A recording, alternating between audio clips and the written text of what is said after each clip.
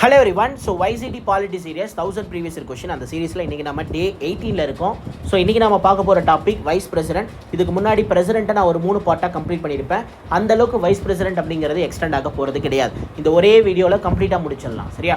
So இதுக்கு முன்னாடி போட்ட வீடியோஸும் இதுக்கு அப்புறம் போடக்கூடிய வீடியோஸும் உங்களுக்கு செப்பரேட் பிளேலிஸ்ட்டில் அவைலபிளாக இருக்கும். ஸோ நீங்கள் எப்போ வேணுனாலும் எடுத்து அக்சஸ் பண்ணிக்கலாம். ஸோ யூடியூப்பில் தான் இருக்க போகுது, ஃப்ரீயாக தான் இருக்க போகுது. இதனுடைய பிடிஎஃபை நான் கம்ப்ளீட்டாக என்ன பண்ண போகிறேன் அப்படின்னா, ஸோ ஒரு செட் ஆஃப் டேஸ், ஒரு 4 நாள் 3 நாளைக்கு ஒரு தடவை நான் என்ன பண்ணுறேன், உங்களுக்கு டெலகிராமில் ஷேர் பண்ணிடுறேன். ஸோ டெலகிராமில் யாரும் வந்து ஜாயின் பண்ணலை அப்படின்னா ஜாயின் பண்ணிக்கோங்க. அதுக்கான லிங்க்கும் கீழே இருக்குது. ஸோ கிளியரா? ஸோ இன்றைக்கான செஷனுக்குள்ளே போகிறதுக்கு முன்னாடி நம்மளோட மேக்ஸ் கிராஷ் கோர்ஸை பற்றி ஒரு சின்ன இன்ட்ரோ. YCT பப்ளிகேஷனோட மேத்தமெட்டிக்ஸ் புக்கு, ஸோ அதாவது ரயில்வே ப்ரீவியஸ் இயர் கொஷின் எல்லாமே chapter wise type wise arrange பண்ணியிருப்பாங்க. ஸோ ரொம்ப யூஸ்ஃபுல்லாக இருக்கும் இந்த புக்கு. இதுக்கு முன்னாடி ரயில்வே எக்ஸாம் எழுதி கிளியர் பண்ணிட்டு போனவங்ககிட்ட இந்த புக்கை பற்றி கேட்டிங்க அப்படின்னா அவங்களுக்கு தெளிவாக சொல்லுவாங்க. அது மட்டும் இல்லாமல் நீங்கள் இந்த ப்ரிப்பரேஷன் ஃபீல்டில் ஒரு 6 மாதமாக இருக்கீங்க அப்படின்னாலே உங்களுக்கு தெரிஞ்சிருக்கும், சரியா? ஸோ ரயில்வே அப்படின்னாலே YCT புக்கு.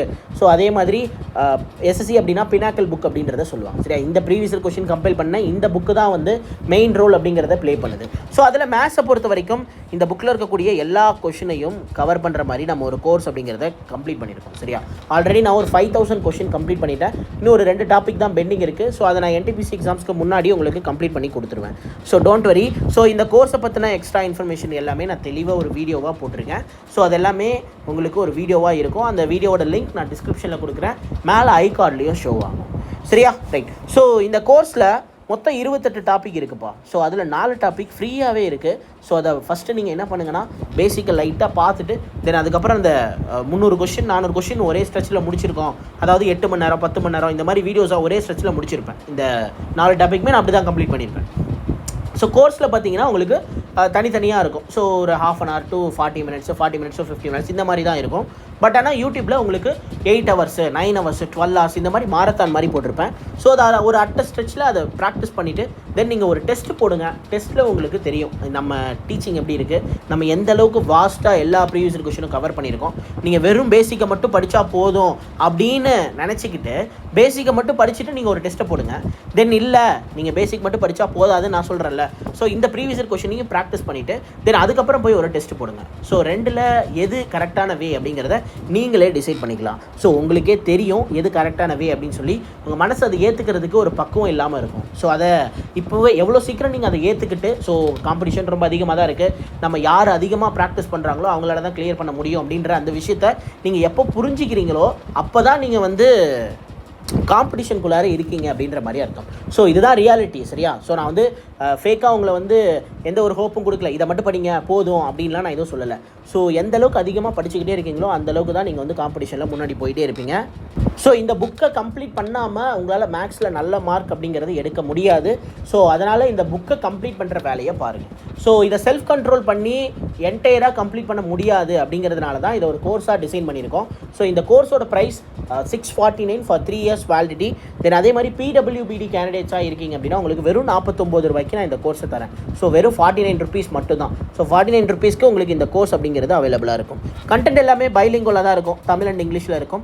ஸோ PDF பொறுத்த வரைக்கும் வித்தவுட் அனடேஷன் PDFும் தரேன். அதாவது வெறும் கொஸ்டின் 4 ஆன்சரு. ஸோ இப்போ இந்த மாதிரி இருக்கும், சரியா? ஸோ 4 ஆப்ஷன் இருக்கும். இதில் எதுவுமே நான் அனோட்டேட் பண்ணியிருக்க மாட்டேன். ஸோ அது வந்து பார்த்தீங்கன்னா ஒரு டைப் ஆஃப் PDF, அதையும் நான் ப்ரொவைட் பண்ணிடுறேன். நீங்கள் டவுன்லோட் பண்ணி ஸ்பைரல் போட்டு நீங்கள் செல்ஃபாக நோட்ஸ் எடுத்துக்கிறதுக்கு உங்களுக்கு யூஸ்ஃபுல்லாக இருக்கும், சரியா? ஸோ இதே மாதிரி வித் அனடேஷன் PDF, அதாவது நான் நோட்ஸ் எழுதியிருப்பேன் இல்லையா? ஸோ இப்போ இந்த மாதிரி நான் எழுதியிருக்கேன்ல. ஸோ இந்த எழுதின நோட்ஸ் எல்லாமே என்ன பண்ணுறேன் அப்படின்னா நான் வந்து அதையும் ஒரு தனி PDFாக ப்ரொவைட் பண்ணிடுவேன். ஸோ அதுவும் டவுன்லோடபிள் தான். அதையும் நீங்கள் என்ன பண்ணிக்கலாம் அப்படின்னா டவுன்லோட் பண்ணி பிரிண்ட் போட்டு ஸ்பைரல் போட்டு வச்சுக்கலாம். ஸோ உங்களுக்கு நோட்ஸ் எடுக்க டைம் இருக்குது அப்படின்னா நீங்கள் வித்தவுட் அனடேஷன் PDFை யூஸ் பண்ணி செல்ஃப் நோட்ஸ் எடுங்க, அதுதான் நல்லவே. ஸோ இல்லை நான் வந்து நோட்ஸ் எடுக்கலாம் எனக்கு டைம் இல்லை அப்படின்னா அதுக்கும் நான் வந்து உங்களுக்கு நோட்ஸ் கொடுத்துட்றேன். ஸோ அதை நீங்கள் டவுன்லோட் பண்ணி பிரிண்ட் போட்டு படித்தாலும் சரி, அல்லது PDFாக வச்சு பார்த்து படித்தாலும் சரி. ஸோ எப்படி வேணாலும் நீங்கள் இதை பயன்படுத்திக்கலாம். ஸோ இந்த கோர்ஸோட ப்ரைஸ் அதான் 649 rupees. PWBD கேண்டிடேட்ஸ்க்கு 49 rupees. ஸோ தயவு செஞ்சு PWBD கேண்டிடேட்ஸ் யாராவது உங்களுக்கு தெரிஞ்சவங்க இருக்காங்க அப்படின்னா அவங்களுக்கு ஷேர் பண்ணுங்கள். வெறும் 49 rupees தான். ஸோ இந்த கோர்ஸ் கம்ப்ளீட்டாக நான் உங்களுக்கு அவைல் பண்ணி தருவேன். ஸோ அதே மாதிரி இந்த கோர்ஸில் உங்களுக்கு பெனிஃபிட்டாக இருக்க போகிறது என்ன அப்படின்னா, இந்த கஷ்டமான கொஷின் டிஃபிகல்ட்டான கொஷின்லாம் நீங்கள் ஃபீல் பண்ணுறீங்கல்ல, அந்த கொஷின் எல்லாத்துக்குமே உங்களுக்கு சொல்யூஷன் அப்படிங்கிறத நான் கொடுத்துருப்பேன். ஸோ அதுதான் வந்து உங்களுக்கு இந்த புக்கை எல்லாமே கவர் பண்ணுறோம். ஸோ ஈஸி கொஷினும் கவர் ஆயிரும், மாடரேட் கொஷினும் கவர் ஆயிரும், கஷ்டமான கொஷினும் கவர் ஆக போகுது. கரெக்டு தானே? ஸோ இப்போது நீங்கள் வந்து வெறும் ஈஸி கொஷினை நான் நடத்தி கொடுத்துட்டு மாடரேட் லெவல் கொஷின் எல்லாம் நீங்களே ப்ராக்டிஸ் பண்ணிக்கோங்க அப்படின்னு நான் விடுறதுக்கு எனக்கு மனசு இல்லை. சரியா? கம்ப்ளீட்டாக எல்லா கொஷினும் நான் உங்களுக்கு இப்போ ஒரு டாப்பிக்கில் 300 கொஷின் இருக்குன்னா 300 கொஷினும் முடிச்சிடுவேன். சரியா? ஸோ அதே மாதிரி 400 கொஷின் இருக்குன்னா 400 முடிச்சிடுவேன். ஸோ மென்சுரேஷன்லாம் கிட்டத்தட்ட நம்ம 450 கொஷினுக்கு மேலே சால்வ் பண்ணி வச்சுருக்கோம். 25 வீடியோ மென்சுரேஷனுக்கு மட்டும் இருக்குது. ஸோ இன்னமும் உங்களை யாராவது பேசிக் மட்டும் படித்தா போதும், ரயில்வேனா ஈஸியாக தான் இருக்க போகுது அப்படின்னு ஏமாத்துறாங்க அப்படின்னா நம்பாதீங்க. சரியா? ரயில்வேனா ஈஸியாக தான் இருக்கும் அப்படின்னு வந்து உங்களை வந்து ஒரு பிளைண்ட் ஃபுல் பண்ணி வச்சுருக்காங்க. சரியா? ஸோ அந்த மாதிரிலாம் இல்லை. 2018 குரூப் டி கொஷின்ஸ்லாம் எடுத்து பார்த்தீங்கன்னா மேக்ஸில் நீங்கள் அப்படியே திணறிடுவீங்க. அந்த மாதிரி இருக்குது குரூப் டி 18th கொஷின், 2018 கேட்ட கொஷின். ஸோ பர்ஃபெக்டாக ப்ராக்டிஸ் பண்ணிங்க அப்படின்னா மட்டும்தான் உங்களை பர்ஃபெக்டாக மாற்ற முடியும். சரியா? அது மட்டும்தான் உங்களை பர்ஃபெக்டாக மாற்றும். இல்லை பர்ஃபெக்டாலாம் ப்ராக்டிஸ் பண்ண முடியாது அப்படின்னா ஒரு 2-3 தடவை அடிபடுறதுக்கு ரெடியாக இருக்கீங்கன்னா அடிபடுங்க. ஸோ என்னடா இவர் இப்படி சொல்கிறாரு அப்படின்னு யோசிக்க வேணாம். நான் கோர்ஸை பர்ச்சேஸ் பண்ண சொல்லவே இல்லை. ஸோ நீங்கள் கோர்ஸை பர்ச்சேஸ் பண்ணுங்கள், பர்ச்சேஸ் பண்ணால் போங்க. ஸோ இன்னும் வெறும் பேசிக் மட்டும் படித்தா போதும் அப்படின்னு சொல்லி உங்களை நிறைய பேர் பிளைண்ட் ஃபுல் பண்ணிகிட்டு இருக்காங்க. ஸோ பேசிக் மட்டும் படித்தாலாம் போதாது. ஸோ பேசிக் வெறும் ஒரு 30% கூட ஆகாது. ஸோ அதுக்கு அடுத்து ஒரு 50% உங்களை தூக்கி விட போகிறது இந்த ப்ரீவியஸ் கொஷின் மட்டும்தான். ஸோ இந்த புக்கோட PDF நம்மளோட டெலிகிராம் சேனல்லே இருக்குது. ஆல்ரெடி உங்ககிட்ட இருக்கலாம், அல்லது புக்கே கூட நீங்கள் ஆர்டர் பண்ணி வச்சிருக்கலாம். ஸோ டைமை வேஸ்ட் பண்ணிட்டு இல்லாமல் தயவு செஞ்சு ப்ரிப்பேர் பண்ண ஆரம்பிங்க. ஸோ இன்றைக்கி டேவை நீங்கள் எந்த அளவுக்கு யூஸ் பண்ணுறீங்க எஃபெக்டிவாக, அது மட்டும் தான் உங்களுக்கு end of the day result அப்படிங்கிறத கொடுக்க போகுது. ஸோ புரிஞ்சிருக்கும்னு நினைக்கிறேன். ஸோ நான் இன்றைக்கான செஷனுக்குள்ளார போகிறேன். Question number 376. ஸோ வைஸ் பிரசிடெண்ட்டை நம்ம ஸ்டார்ட் பண்ண போகிறோம். சரியா? So under which one of the provision of the article 89 of the Indian constitution who shall be the ex officio chairman of council of the states? Council of ஸ்டேட்னா என்னது? ராஜ்யசபா. ராஜ்யசபாவோட chairman யாருப்பா? Vice president of India. இதை தான் நமக்கு article 89 mention பண்ணியிருக்காங்க. சரியா? Vice president தான் வந்து யார் அப்படின்னா, அதாவது என்னவா ஆக்ட் பண்ணுவார் அப்படின்னா, ஸோ நமக்கு ராஜ்யசபாவோட சேர்மனாக ஆக்ட் பண்ணுவார் அப்படின்னு வந்து சொல்கிறாங்க. சரியா? ஸோ இன்றைக்கி டேட்டில் ராஜ்யசபாவோட சேர்மன், அதாவது வைஸ் பிரசிடென்ட் ஆஃப் இந்தியா யார் அப்படின்னா ஜெகதீப் தங்கார். சரியா? ஸோ இது வந்து ஒரு கரண்ட் அஃபேர்ஸ் கொஷின் தான், கேட்பாங்க. இதுக்கு முன்னாடி கேட்டிருக்காங்க. ஸோ அதே மாதிரி இந்த வருஷமும் கேட்பாங்க. சரியா? ஸோ இதுக்கு முன்னாடி எப்படி கேட்டாங்கன்னா, ஸோ அடுத்த கொஷின் அதான் நினைக்கிறேன். ஸோ 2020, சரியா? இங்கே பாருங்கள், question number 377 as of October 2020 who is a vice president of India அப்படின்னு வந்து கேட்டிருக்காங்க. ஸோ 2020 வைஸ் பிரசிடெண்ட்டாக இருந்தது வெங்கையா நாயுடு. சரியா? ஸோ 2020 வைஸ் பிரசிடெண்ட்டாக இருந்தது வெங்கையா நாயுடு. ஸோ அப்போ இன்றைக்கி டேட்டில் கேட்பாங்களே, ஏன்னா இந்த எக்ஸாம் பாருங்கள் 2021 கேட்ட எக்ஸாம் 2020 கேட்டிருக்கான். ஸோ அப்போ இப்போ 2025 நடக்கிற எக்ஸாமுக்கு 2024 யார் வைஸ் பிரசிடென்ட் ஆஃப் இந்தியாவாக இருந்தாங்கன்னு கேட்கறதுக்கான பாசிபிலிட்டி இருக்குது. ஸோ யார் அப்படின்னா ஜெகதீப் தங்கர். இன்றைக்கும் அவர் தான். சரியா? இன்றைக்கி வரைக்கும் ஜெகதீப் தங்கர் தான் வைஸ் பிரசிடென்ட் ஆஃப் இந்தியாவாக இருக்கார்.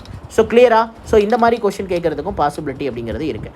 அதே மாதிரி இன்றைக்கி டேட்டில் யார் பிரசிடெண்ட்டாக இருக்காங்க அப்படின்றதையும் தெரிஞ்சுக்கோங்க. திரௌபதி முர்மு அப்படின்றவங்க. இவர் வந்து பார்த்தீங்கன்னா ஒரு ட்ரைபல் இனத்தை சார்ந்தவங்க. சரியா? ஸோ ஒரு ட்ரைபை சார்ந்த ஒரு ஃபஸ்ட்டு ட்ரைப் வந்து இந்தியாவோட பிரசிடெண்ட் ஆயிருக்காங்க. சரியா? ஸோ இவங்க இந்த எந்த ட்ரைபை சேர்ந்தவங்க அப்படின்னு வந்து கேட்பாங்க. சாந்தல் ட்ரைப் அப்படின்னு வந்து சொல்லுவோம். சரியா? நீங்கள் ஐஎன்எம் பார்க்கும்போது இந்த சாந்தல் அப்படின்ற அந்த விஷயத்தெல்லாம் கேள்விப்பட்டிருப்பீங்க. அந்த இனத்தை சார்ந்தவங்க வந்து என்ன பண்ணியிருக்காங்க அப்படின்னா, ஸோ ஒரு பெரிய ரெவல்யூஷன் கிரியேட் பண்ணியிருப்பாங்க. ஸோ அந்த சாந்தல் ரெபிலியன் அப்படின்றதெல்லாம் படிச்சிருப்பீங்க. ஸோ அந்த ட்ரைபை சார்ந்த நபர் தான் திரௌபதி முர்மு. ஸோ அவங்க தான் first tribe of Indian president. So கிளியரா? Right. Question number 378. Who elected the electoral college consisting the member of the both house of the parliament, Rajya Sabha and Lok Sabha? So Rajya Sabha and Lok Sabha இந்த ரெண்டு சபாவில் இருக்கக்கூடிய இந்த மெம்பர்ஸை வச்சு ஒருத்தருக்கு election நடத்துகிறாங்க. அவருடைய எலக்ட்ரல் காலேஜில் இந்த ரெண்டு மெம்பர் தான் இருக்காங்க அப்படின்னா அது வந்து வைஸ் பிரசிடென்ட் தான். ஸோ இதுவே நமக்கு ஸ்டேட் லெஜிஸ்லேட்டிவ் அசம்பிளியும் தென் அதே மாதிரி யூனியன் டெரிட்டரியோட அசம்பிளியும் ஸோ நமக்கு இன்க்ளூட் ஆகுது. அதே மாதிரி ராஜ்யசபாவில் இருக்கக்கூடிய நாமினேட்டட் மெம்பர்ஸ் எக்ஸ்க்ளூட் ஆகுறாங்க அப்படின்னா அது நமக்கு யாரோட எலக்ட்ரல் காலேஜ்? பிரசிடென்ட்டோட எலக்ட்ரல் காலேஜ். சரியா? ஸோ பிரசிடென்ட்டோட electoral college. Both president and vice president. So president and vice president ரெண்டு பேருக்குமே என்ன எலெக்ஷன் நடக்குது? இன்டைரக்ட் எலெக்ஷன் தான் நடக்குது. மக்கள் யாருமே என்ன பண்ணுறது கிடையாது, ஓட்டு போடுறது கிடையாது. சரியா? இன்டைரக்ட் எலெக்ஷன் படி தான் என்ன பண்ணுறாங்க, பிரசிடென்ட்டையும் வைஸ் பிரசிடென்ட்டையும் தேர்ந்தெடுக்கிறாங்க. அதே மாதிரி ராஜ்யசபாவில் இருக்கக்கூடிய மெம்பர்ஸும் இன்டைரக்ட் எலெக்ஷன் தான். லோக்சபா மெம்பரும் ஸ்டேட் அசம்பிளியில் இருக்கக்கூடிய மெம்பர்ஸும் தான் நீங்கள் என்ன பண்ணுறீங்க, எலெக்ஷன் போட்டு தேர்ந்தெடுக்கிறீங்க. ஸோ கிளியரா? Right. Question number 379. Which of the following article is related to the election of the vice president? Vice president ஓட எலெக்ஷனை பற்றி எந்த ஆர்டிக்கலில் மென்ஷன் பண்ணியிருக்காங்க? அதாவது ஆர்டிக்கல் 66 தான் வைஸ் பிரசிடென்ட்டோட எலெக்ஷனை பற்றி மென்ஷன் பண்ணியிருக்காங்க. அதில் என்ன சொல்லியிருக்காங்க அப்படின்னா, ஸோ இந்த மாதிரி வைஸ் பிரசிடென்ட்டோட எலெக்ஷனுக்கு யார் யாரெல்லாம் பார்ட்டிசிபேட் பண்ணுவாங்க. ஸோ 2 ஹவுஸில் இருக்கக்கூடிய மெம்பர்ஸ் இருக்காங்க இல்லையா, லோக்சபா மெம்பர்ஸும் சரி ராஜ்யசபா மெம்பரும் சரி, 2 மெம்பருமே தான் வந்து 2 மெம்பர் மட்டும்தான் பார்ட்டிசிபேட் பண்ணுவாங்க. சரியா, லோக்சபா மெம்பர்ஸும் ராஜ்யசபா மெம்பர்ஸும் சேர்ந்து தான் என்ன பண்ணுவாங்க, வைஸ் பிரசிடென்ட் அப்படிங்கிறத தேர்ந்தெடுப்பாங்க. ஸோ இது வந்து பார்த்திங்கன்னா இன்டைரக்ட் எலெக்ஷனில் தான் நடக்கும். சிங்கிள் டிரான்ஸ்ஃபரபிள் ஓட் அப்படின்னு வந்து சொல்லுவாங்க. சரியா, ஸோ சிங்கிள் டிரான்ஸ்ஃபரபிள் ஓட், அதாவது விகிதாசார தேர்வு முறை அப்படின்னு சொல்லலாம், ப்ரொபோஷனல் ரெப்ரசன்டேஷன். ஸோ அந்த கான்செப்டில் தான் என்ன பண்ணுவாங்க, இன்டைரக்ட் எலெக்ஷனில் வைஸ் பிரசிடென்ட் அண்ட் பிரசிடென்ட்டுக்கு எலெக்ஷன் அப்படிங்கிறத நடத்துவாங்க. ஸோ ரொம்ப இம்பார்ட்டன்ட் ஆர்டிகல் 66 தான். ஸோ ஆர்டிகல் 66 அப்படிங்கிறது எலெக்ஷன் ஆஃப் த வைஸ் பிரசிடென்ட்டை இண்டிகேட் பண்ணுது. ஸோ புரிஞ்சுக்கணும்னு நினைக்கிறேன். Question number 380, who among the following elect the vice president of India. So இப்போ தான் நம்ம பார்த்தோம், இதை எந்த ஆர்டிக்கலில் மென்ஷன் பண்ணியிருக்காங்க, election of the vice president article 66 mention பண்ணியிருக்காங்க. The member of the parliament and state லெஜிஸ்லேச்சரா அப்படின்னு கேட்டிருக்காங்க, இல்லை. ஸோ மெம்பர் ஆஃப் ராஜ்யசபாவான்னு கேட்டால் இல்லை, member of the both house of the parliament அப்படிங்கிறது தான் கரெக்டான answer. So 2 house of the பார்லிமெண்ட்டில் மொத்தம் 2 ஹவுஸ் இருக்குது. ஒன்று லோக்சபா, இன்னொன்று ராஜ்யசபா. மேலவை கீழவை, upper house lower house. So கிளியரா, ராஜ்யசபாவில் இருக்கக்கூடிய நாமினேட்டட் மெம்பர்ஸும் இந்த எலெக்ஷனில் பார்ட்டிசிபேட் பண்ணுவாங்க. எந்த எலெக்ஷன், வைஸ் பிரசிடென்ட்டோட எலெக்ஷன். பட் பிரசிடென்ட்டோட எலெக்ஷனில் அவங்க பார்ட்டிசிபேட் பண்ண மாட்டாங்க. ஸோ கிளியராக புரிஞ்சிருக்கும்னு நினைக்கிறேன். Question number 381, vice president of India elected by whom, யாரால் எலெக்ட் பண்ணப்படுகிறார் அப்படின்னு வந்து கேட்டிருக்காங்க. ஸோ அதான் by the member of the both house of the parliament அப்படின்றது தான் கரெக்டான ஆன்சர். சரியா, by the member of the both house of the parliament. So அதே மாதிரி by the member of the houses of the parliament and legislative assembly. சரியா, இது வந்து யார், பிரசிடென்ட்டு. ஸோ இது வந்து பிரசிடென்ட்டோட எலக்ட்ரல் காலேஜ். ஸோ கிளியரா, yes. Question number 382, the vice president of India elected by the days. So யாரால் எலெக்ட் பண்ணப்படுறாங்க. ஸோ திரும்ப அதே கொஸ்டின் தான் இங்கே பாருங்களேன். The member of the house of the parliament and state legislative அசம்பிளியான்னு கேட்டிருக்கான், இல்லை. ஸோ மெம்பர் ஆஃப் த ராஜ்யசபான்னு கேட்டால் அது மட்டும் கிடையாது, லோக்சபா 2 சேர்த்து தான். அப்போ member of the both house of the parliament அப்படிங்கிறது தான் கரெக்டான ஆன்சர். சரியா, இந்திய குடியரசு துணைத் தலைவர் பின்வரும் உறுப்பினர்களால் தேர்ந்தெடுக்கப்படுகிறார் அப்படின்றது கொஸ்டின். ஸோ இதில் எது அப்படின்னா நாடாளுமன்றத்தின் இரு அவைகளின் உறுப்பினர்கள் அப்படின்றது தான் கரெக்டான ஆன்சர். ஸோ 2 அவை, மேலவை கீழவை, ராஜ்யசபா லோக்சபா. ஸோ ராஜ்யசபா லோக்சபான்னு ஹிந்தி நேம் வந்து வச்சாங்க இல்லையா. ஸோ ராஜ்யசபா லோக்சபா எதுக்கு, அப்பர் ஹவுஸ் லோயர் ஹவுஸ்ன்னு இருந்ததை இது லோக்சபா ராஜ்யசபான்னு சொல்லி ஹிந்தி நேம் வச்சுருக்காங்க. ஸோ அதை எந்த வருஷத்தில் வச்சாங்க, சரியா, அது வந்து கமெண்ட் பண்ணுங்கள். ஸோ அப்போ தான் வந்து இன்ட்ராக்டிவாக இருக்கும். சரியா, ஸோ எந்த வருஷத்தில் வச்சாங்க அப்படின்றத கமெண்ட் பண்ணுங்கள். Question number 383, according to the dash of the Constitution of India, so the no person shall be eligible for the election as a vice president unless he is a citizen of India, has completed the age of the 35 years and qualified as a member of the council of the state. அதாவது wise president of India ஆகணும் அப்படின்னா 35 வயசு முடிஞ்சிருக்கணும், Indian சிட்டிசனாக இருக்கணும். அதே மாதிரி Rajya Sabha MP ஆகிறதுக்கு என்னென்ன குவாலிஃபிகேஷன்லாம் வேணுமோ அந்த குவாலிஃபிகேஷன் அப்படிங்கிறது இருக்கணும் அப்படின்றத எந்த ஆர்டிக்கலில் சொல்லியிருக்காங்க அப்படின்னு வந்து கேட்டிருக்காங்க. சரியா, ஸோ இது எதை இண்டிகேட் பண்ணுது. ஸோ அதாவது நல்லா பாருங்கள், அதாவது ஒரு வைஸ் பிரசிடென்ட்டோட குவாலிஃபிகேஷனை இண்டெக்ட் பண்ணுது. சரியா, இப்போ நீங்கள் எக்ஸாம் அப்ளை பண்ணணும் அப்படின்னா உங்களுக்கு 18 வயசு ஆகிருக்கணும். ஸோ அதே மாதிரி இந்த மாதிரி இந்தியன் சிட்டிசனாக இருக்கணும். தென் அதுக்கப்புறம் வந்து பார்த்தீங்கன்னா ஒரு சில விஷயங்கள்லாம் கொடுத்துருக்காங்களே, இந்த டிகிரி முடிக்கணும், அந்த டிகிரி முடிச்சிருக்கணும்னு. அது மாதிரி இந்த குவாலிஃபிகேஷனை பற்றி மென்ஷன் பண்ணியிருக்காங்க. சரியா, ஸோ இதெல்லாம் நமக்கு ஆர்டிக்கல் 66 தான் மென்ஷன் பண்ணியிருக்காங்க. அதாவது சப் கிளாஸ் 2, இதுக்கு முன்னாடி நம்ம பார்த்தது சப் கிளாஸ் 1, இது சப் கிளாஸ் 2. ஸோ அந்த சப் கிளாஸ் 2லேயே இந்த குவாலிஃபிகேஷன்ஸ் ஆஃப் வைஸ் பிரசிடென்ட்டை பற்றியும் சொல்லிட்டாங்க. ஸோ பிரசிடென்ட்டை பொறுத்த வரைக்கும் எலெக்ஷன் தனியாக இருக்கும், குவாலிஃபிகேஷன் தனியாக இருக்கும். சரியா, ஸோ எலெக்ஷன் ஆஃப் த பிரசிடென்ட்டும் குவாலிஃபிகேஷன் ஆஃப் த பிரசிடென்ட்டும் தனித்தனியாக நமக்கு வந்து கொடுத்துருப்பாங்க. பட் ஆனால் வைஸ் பிரசிடென்ட்டை பொறுத்த வரைக்கும் qualification of the president, so இதை பற்றி நமக்கு ஆர்டிக்கல் 66 சப் கிளாஸ் 2ல் வந்து மென்ஷன் பண்ணியிருக்காங்க. ஸோ புரியுதா.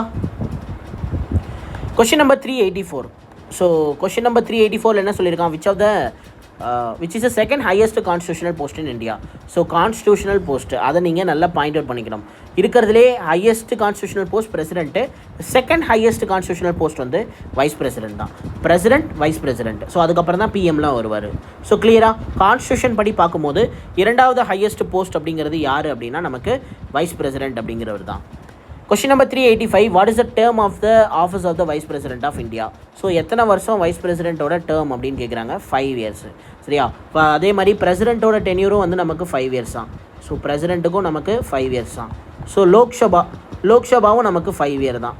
லோக்சபாவில் இருக்கக்கூடிய மெம்பர்ஸும் 5 year தான். ராஜ்யசபா வந்து பார்த்திங்கன்னா 6 year. ஸோ இதோட அந்த விஷயமே வேறு மாதிரி இருக்குங்க. எப்படின்னா ஒவ்வொரு 2 வருஷத்துக்கு ஒரு தடவையும் 1/3 ஆஃப் எம்பிஸ் வந்து ரிட்டையர் ஆகிட்டே இருப்பாங்க. சரியா? ஸோ ஒவ்வொரு 2 வருஷத்துக்கு ஒரு தடவையும் என்ன பண்ணுவாங்க அப்படின்னா 1/3 ஆஃப் எம்பி வந்து ரிட்டையர் ஆகிட்டே இருப்பாங்க. ஸோ அதே மாதிரி லெஜிஸ்லேட்டிவ் அசம்பிளிலாம் எடுத்துக்கிட்டிங்க அப்படின்னா அங்கேயும் நமக்கு 5 இயர்ஸ் தான். சரியா? லெஜிஸ்லேட்டிவ் அசம்பிளி எடுத்துக்கிட்டிங்கன்னா அதுவும் நமக்கு என்னது? ஸோ 5 இயர்ஸ் தான். புரிஞ்சிருக்கும்னு நினைக்கிறேன். ஸோ அதாவது லோக்சபாவையும் என்ன பண்ணியிருப்பாங்க அப்படின்னா 5 வருஷத்துலேருந்து 6 வருஷமாக மாற்றிருப்பாங்க. ஸோ அது எந்த வருஷம் அப்படின்னா 42வது சட்ட திருத்தம். ஸோ 42வது சட்ட திருத்தம் மினி கான்ஸ்டியூஷன் இருக்குல்ல, 1976 இந்திரா காந்தி போட்டாங்களே. ஸோ அந்த டைமில் என்ன பண்ணிட்டாங்க அப்படின்னா இந்திரா காந்தி இந்த லோக்சபாவோட டென்யூரை 5 வருஷத்துலேருந்து 6 வருஷமாக இன்க்ரீஸ் பண்ணியிருப்பாங்க. பட் ஆனால் அதுக்கு அடுத்தது அந்த மொராஜி தேசாய் என்ன பண்ணியிருப்பாரு, திரும்பி 6 வருஷம்லாம் இல்லை 5 வருஷம்னு சொல்லி ரிவர்ஸ் பண்ணியிருப்பாரு. சரியா? ஸோ அதான் அந்த மாதிரி நடந்திருக்கும். கிளியரா? Right. Question number 386. Who was the UPA candidate for the post of the Vice President in 2017 election? So 2017 எலெக்ஷனில் யூபிஏ கேண்டிடேட்டோட வைஸ் பிரசிடெண்ட்டுக்கு யார் நின்னாங்க அப்படின்னு கேட்குறாங்க. ஒன்றும் இல்லை, ஒரு வைஸ் பிரசிடெண்ட் எலெக்ஷன் நடக்குது அப்படின்னா ஆளுங்கட்சி சார்பாக ஒருத்தர் ஒரு ஒரு ஒரு ரெப்ரசன்டேட்டிவ் இருப்பார். அவர் தான் அந்த வைஸ் பிரசிடெண்ட் எலெக்ஷனில் கண்டெஸ்ட் பண்ணுவார். அதே மாதிரி எதிர்கட்சி சார்பாக என்ன பண்ணுவாங்க, ஒரு வைஸ் பிரசிடெண்ட் அப்படிங்கிறவங்க கண்டக்ட் பண்ணுவாங்க. ஸோ அதாவது இந்த பக்கமும் ஒருத்தர் அந்த பக்கமும் ஒருத்தர், அவ்வளோதானா? மற்ற கட்சிலாம் யாரும் நிற்க மாட்டாங்களா அப்படின்னு கேட்டால் அப்படி இல்லை, நிற்பாங்க. பட் ஆனால் மெயினாக ஆளுங்கட்சி சார்பாக ஒருத்தர் நிற்பாங்க, எதிர்கட்சி சார்பாக ஒருத்தர் நிற்பாங்க. ஸோ அதில் யூபிஏனா யார் அப்படின்னா, யூபிஏனா நமக்கு காங்கிரஸ் கட்சியோட கூட்டணி. அது இப்போ டேட்டில் இந்தியா கூட்டணி அப்படின்னு இருக்குது. பட் ஆனால் அன்றைக்கி டேட்டில் யூபிஏ அப்படின்ற மாதிரி தான் இருந்தது. ஸோ இன்றைக்கி டேட்டில் அந்த என்டிஏ அப்படின்னு வந்து சொல்லுவோம். எது அப்படின்னா ஆளுங்கட்சியை. ஸோ இதுக்கு முன்னாடியே நான் நிறைய தடவை உங்களுக்கு சொல்லியிருப்பேன். ஸோ பாரதிய ஜனதா கட்சி இருக்குல்ல, பிஜேபி, அவங்களோட ஹெட்டு அவங்க தான், அவங்களோட தலைமையில் ஒரு கூட்டணி அமையுது இல்லையா, இன்றைக்கி டேட்டில் மேலே கூட ஆட்சி அமைச்சிருக்காங்கல்ல, அதை என்டிஏ அப்படின்னு சொல்லுவாங்க. சரியா? ஸோ என்டிஏ அப்படின்னு சொல்லுவாங்க. ஸோ என்டிஏ கூட்டணி இது வந்து யூபிஏ கூட்டணி. சரியா? யூபிஏ கூட்டணி வந்து யார், நமக்கு வந்து காங்கிரஸ் கட்சியோட கூட்டணி கட்சிகள்லாம் இருக்குல்ல, அது எல்லாத்தையும் சேர்த்து யூபிஏ அப்படின்னு மென்ஷன் பண்ணுவாங்க. ஸோ அதே மாதிரி இது என்னது, பிஜேபியோட ஹெட்டை வந்து அவங்களுடைய தலைமையில் இருக்கக்கூடிய அந்த கூட்டணி எல்லாமே என்டிஏ அப்படின்னு சொல்லுவாங்க. ஸோ இந்த என்டிஏ அண்ட் யூபிஏ இது ரெண்டோட எக்ஸ்பேன்ஷன் எனக்கு கமெண்ட் பண்ணுங்கள்.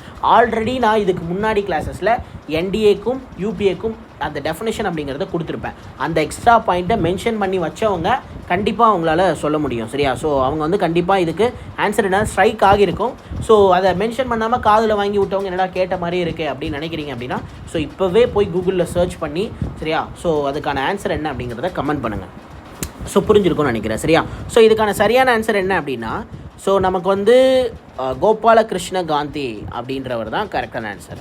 சரியா? கோபாலகிருஷ்ண காந்தி அப்படிங்கிறவர் தான் கரெக்டான ஆன்சர்.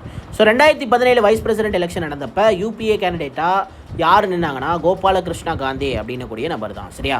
ஸோ இதுவே நமக்கு என்டிஏ கேண்டிடேட்டாக யார் நின்னாங்க அப்படின்னு கேட்பாங்க. சரியா? என்டிஏ கேண்டிடேட்டாக யார் நின்னாங்க அப்படின்னா வெங்கையா நாயுடு. சரியா? ஸோ ஏன்னா அவர் தான் வந்து நமக்கு ஜெயிச்சிருப்பார். ஸோ 2017 22 வரைக்கும் யார், அவர் தான் நமக்கு என்னது, அவர் தான் நமக்கு வைஸ் பிரசிடெண்ட்டாக இருந்திருப்பார். சரியா? ஸோ இப்போ கூட நம்ம பார்த்தோம் இல்லையா, as of 2020 யார் வந்து வைஸ் பிரசிடென்ட் ஆஃப் இந்தியாவாக இருந்தாங்க அப்படின்னு சொல்லி. ஸோ அதான். ஸோ இப்போ இதிலேருந்து நம்ம என்ன தெரிஞ்சுக்கிறது, ஸோ இப்போ 2022 நடந்து முடிஞ்ச எலெக்ஷனில் யார் யூபிஏ கேண்டிடேட்டில் யார் நின்னாங்க, ஸோ அதே மாதிரி நமக்கு என்டிஏ கேண்டிடேட்டில் யார் நின்னாங்க அப்படின்ற அந்த விஷயத்தை நீங்கள் தெரிஞ்சுக்கணும். கரெக்டாக? என்டிஏ கேண்டிடேட்டாக இன்றைக்கி இருக்கக்கூடிய வைஸ் பிரசிடென்ட் ஜெகதீப் தங்கர் தான் இருந்திருப்பார். சரியா? ஜெகதீப் தங்கர். ஸோ இவர் தான் இருந்தார். ஸோ யூபிஏ கேண்டிடேட்டாக யார் இருந்தாங்க அப்படின்னா மார்கரெட் ஆல்வா அப்படின்றவர் இருந்தார். சரியா? Margaret Alva. ஸோ இவர் தான் நமக்கு யூபிஏ கேண்டிடேட்டோட வைஸ் பிரசிடெண்ட்டாக இருந்தாங்க. என்டிஏ கேண்டிடேட்டுக்கு யார், ஜெகதீப் தன்கர். ஸோ அப்போ ஆளுங்கட்சியோட ஆட்கள் தான் வந்து ஜெயிப்பாங்க. ஏன்னா அவங்களுக்கு தான் மெஜாரிட்டி அதிகமாக இருக்கும். ஏன்னா லோக்சபா அண்ட் ராஜ்யசபா மெம்பர்ஸ் தான் ஓட்டு போட போகிறாங்க. ஆளுங்கட்சி சார்பாக தான் மெம்பர்ஸ் அதிகமாக இருப்பாங்க. அப்போனா தான் அவங்க வந்து ஆட்சி அமைச்சிருக்க முடியும். ஸோ அப்போ அப்படி இருக்கும்போது நமக்கு வந்து ஆளுங்கட்சியோட சப்போர்ட்டில் தான் என்ன பண்ணுவாங்க அப்படின்னா நமக்கு இந்த கேண்டிடேட்ஸ் அப்படிங்கிறது ஜெயிக்க போகிறாங்க. சரியா? வைஸ் பிரசிடெண்ட்டும் சரி, பிரசிடெண்ட்டும் சரி. ஸோ புரிஞ்சிருக்கும்னு நினைக்கிறேன். சரியா? Right. Question number 387. The decision of any dispute related to the election of the Vice President of India is taken by Supreme Court.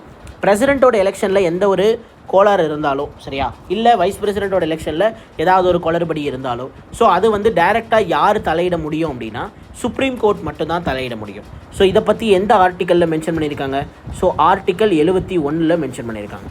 Both president and vice president ரெண்டு பேர்த்தோட எலெக்ஷனில் ஏதாவது பிரச்சனை இருக்குது அப்படின்னா ஸோ அதுக்கு சுப்ரீம் கோர்ட் தான் முழு பொறுப்பு. ஸோ அவங்க தான் இதை தலையிட்டு இந்த டிஸ்பியூட் இந்த பிரச்சனையை சால்வ் பண்ண முடியும். ஸோ புரிஞ்சிருக்கும்னு நினைக்கிறேன். Question number 388, who among the following serves as ex officio chairman of Rajya Sabha speaker? சரியா? ஸோ யார் வந்து ராஜ்யசபாவோட ஸ்பீக்கராக வந்து ஆக்ட் பண்ணுவாங்க அப்படின்னு வந்து கேட்குறாங்க. ஸோ வைஸ் பிரசிடென்ட் தான், அதான் ராஜ்யசபா சேர்மன் தான் சொல்கிறாங்க. சரியா?